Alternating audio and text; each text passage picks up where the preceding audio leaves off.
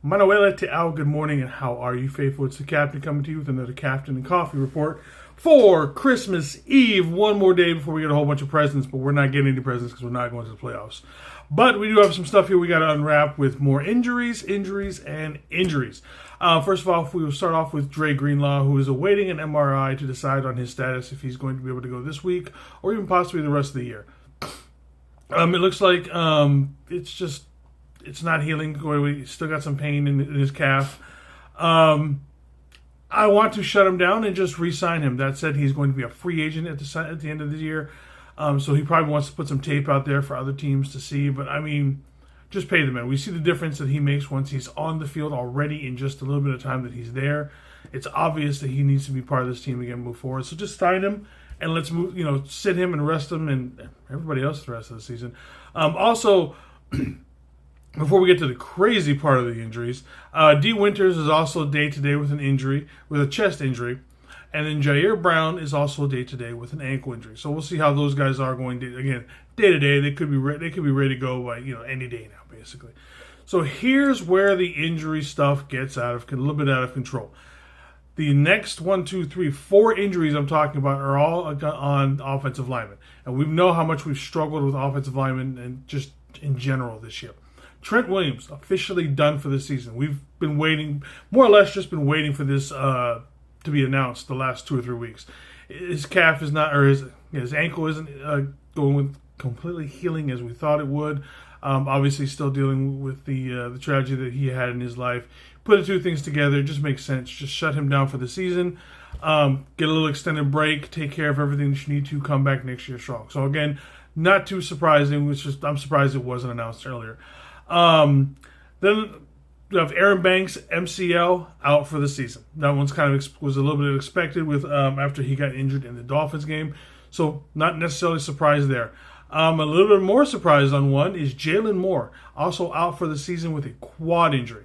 So again, we are now, Trent Williams, down.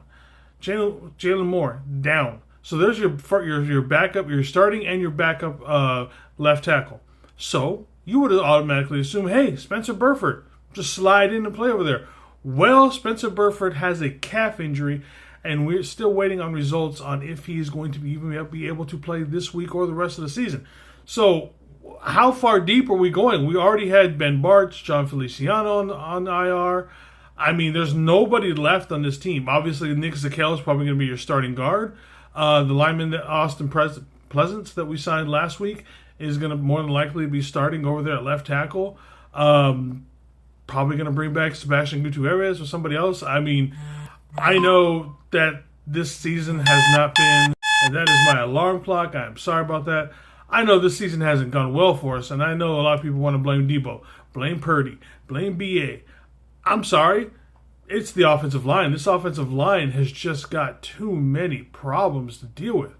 We're going to have 6 or 7 offensive linemen on the IR list, and those are including starters. So, just, again, it's the offensive line that's been the problem this year. I'm sorry. That's why I've been pounding on it for us in the offseason. Maybe you go get a top-tier center/guard in free agency, but everything else, we've got to hit a really good draft, especially on young linemen, because it's come down to that. I mean, everything else we can complain about, we can argue about, we can discuss. It's the offensive line. All right, some good news. Isaac Guerendo is expected to come back to practice this week. While I didn't think that Patrick Taylor did a terrible job, he definitely didn't have that second motor, that second gear that some of the rest of our running backs have.